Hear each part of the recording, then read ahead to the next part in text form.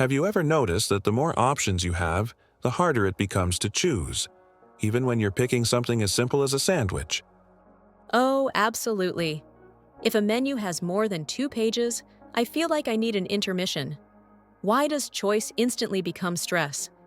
That tension is exactly what psychologists call the paradox of choice. The idea that having more options should make us happier, but usually makes us anxious, confused, and less satisfied. But isn't having more choices supposed to be a good thing? I mean, freedom is choosing, right?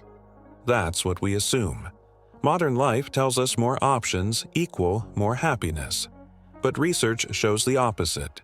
Beyond a certain point, choice becomes a burden. It creates doubt, stress, and even guilt. Guilt? How does choosing shampoo lead to guilt? Because when there are too many options, you feel responsible for picking the perfect one. Every choice starts to feel like a chance to fail. That is depressingly accurate. Barry Schwartz, one of the most influential psychologists on this topic, said that having too many choices turns life into a tyranny of small decisions. I love that phrase. Tyranny of small decisions. That's exactly what scrolling through Netflix feels like. When your brain sees too many possibilities, it enters what psychologists call choice overload.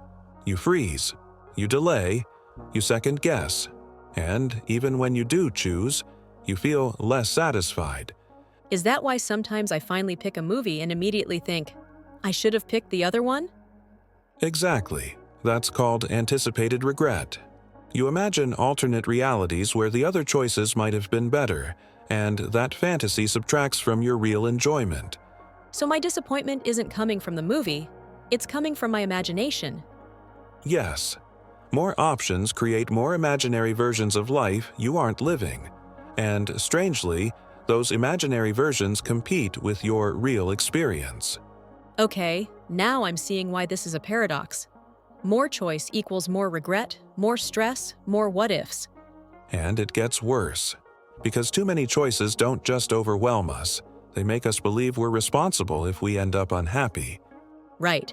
If you only had 2 choices and one sucked, you'd blame the options. But if you had 200, You blame yourself. that's brutal. It's the psychological cost of abundance. Modern life gives us more freedom than ever, but it also hands us more emotional responsibility. Is this why shopping feels exhausting?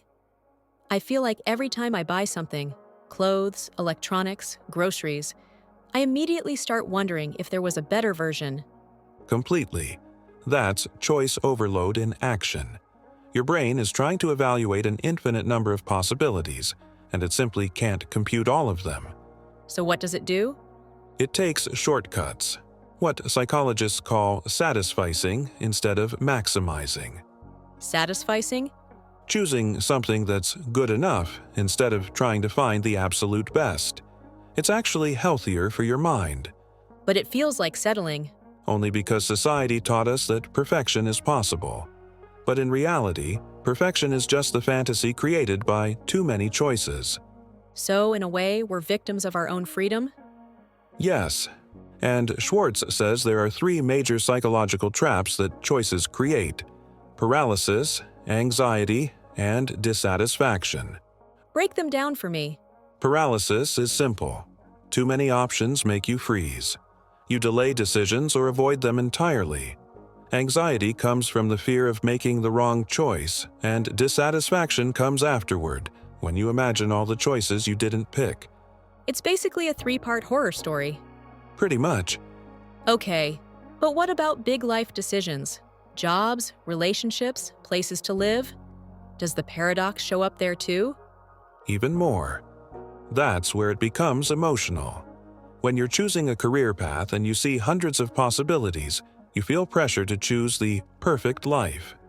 And anytime you're unhappy, you wonder if a different path would have been better. So choice becomes a shadow that follows you. Exactly. The more potential futures you can imagine, the harder it becomes to feel fully content with the one you're living. That's so real. Sometimes I think our generation knows too much about what's possible. Possibility is a blessing and a burden.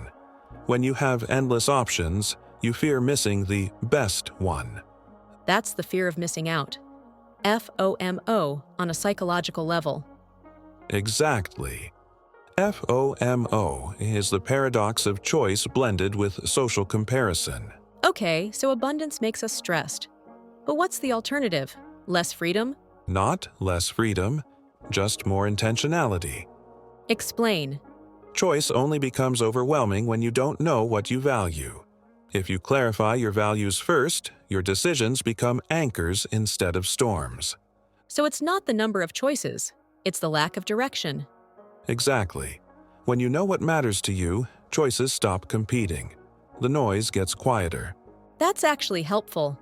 I always assumed choice was the problem, not my own lack of clarity. Most people do. But Schwartz said something profound. Freedom is only meaningful when choice is guided by wisdom. Wisdom as in knowing yourself? Yes. The paradox of choice doesn't tell us to want less, it tells us to understand more, to know our needs before we drown in possibilities. That might be the most important idea so far. And here's something even more fascinating. Once your values are clear, you don't need a perfect choice. You just need a fit. A fit, not the best, but the one that aligns. Exactly. People who feel happiest with their decisions aren't those who choose the best. It's those who choose what fits their identity. That's actually beautiful. It gets deeper. There are two kinds of decision makers: maximizers and satisficers. Satisficers, those are the good enough people, right? Yes, they set criteria, choose something that meets it, and move on. Their satisfaction levels are consistently higher. And maximizers? Maximizers search endlessly for the best. They compare, evaluate, analyze, and end up exhausted. That sounds like 90% of us. It's modern culture's default mode. But satisficers tend to be happier, calmer, and more content with their decisions. So, how do we stop being maximizers? How do we escape? 3 steps: simplify, prioritize, and finalize. Walk me through them. Simplify means limiting your choices on purpose. Curate instead of explore endlessly. Prioritize means deciding your values before you decide your options. And finalize means committing to your choice instead of revisiting alternatives. That last one is hard. Yes, but it's the most freeing. Commitment removes the emotional tax of second-guessing. So the paradox isn't that choice is bad. It's that too much choice without clarity is chaos. Exactly. What's the deepest lesson here? That happiness doesn't come from having endless possibilities. It comes from building meaning with the choices you make. So the secret isn't choose better, it's choose mindfully. Exactly. Because once you stop searching for the perfect life, you can start living the one you've chosen. That's the perfect ending. Almost. Almost. We still need to invite them back. Right. If you enjoyed this exploration, subscribe to The Curiosity Vault, where we uncover the hidden forces shaping your thoughts and behavior. Until next time, stay curious.